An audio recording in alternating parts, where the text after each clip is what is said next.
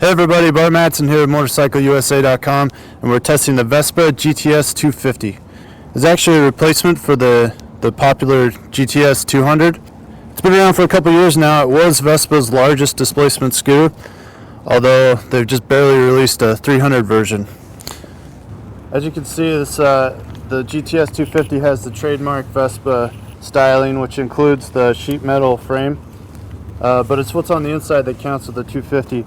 It's got a 244cc Quasar engine. Quasar stands for quarter liter smooth augmented range, and it's a 4-stroke 4-valve single. Vespa claims 22 horsepower, but it does produce a decent amount of torque, and for a scooter it's actually a very well-performing scooter.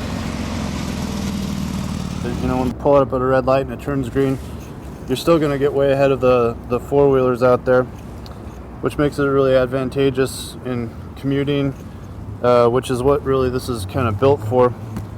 But you can also hop on the freeway if you need to, which is a real asset, I think, for an American marketplace.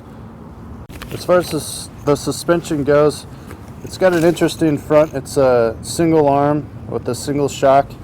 Out back you got dual shocks, and this is actually adjustable for preload. Pretty easy to do, and we actually tightened it up a little bit because we're a little bit heavier than probably your typical scooter rider at 210 pounds. So to go with that suspension, you got 12-inch wheels, which are large for a scooter. It's really good performance for, you know, regular roads. But that said, it is a scooter, and we did take it on some of our the back roads we used for a lot of our sport bike testing, and this thing would get her along at a pretty reasonable clip. Definitely wasn't chasing anyone down, but that's not what this is about. As far as the braking goes, you got 220mm discs front and rear, 2-piston caliper out front, 1 piston out back, and because a lot of the weight's in the back, the rear brake really is the most effective, but you use them both. One of the other advantages of a scooter that we all know, you got storage, and on this one you push a little button up here and the seat pops up.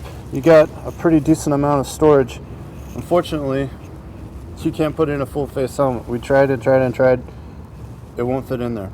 You can fit in 2 Vespa half helmets according to Vespa PR. So in this instance though, 2 halves do not make a whole, and you cannot put in a full face helmet, which is kind of a downer in my book.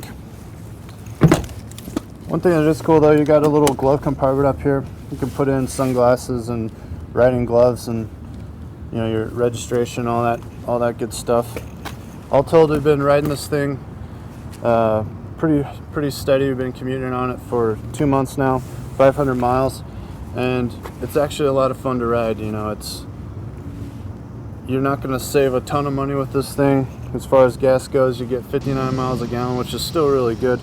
It's not kind of so-so as far as scooters go, but it's just a blast to ride. And the 250, it is worth that extra amount of power. It really makes it worthwhile because you can do a lot more on it, and opening it up to the freeway really does make a big difference.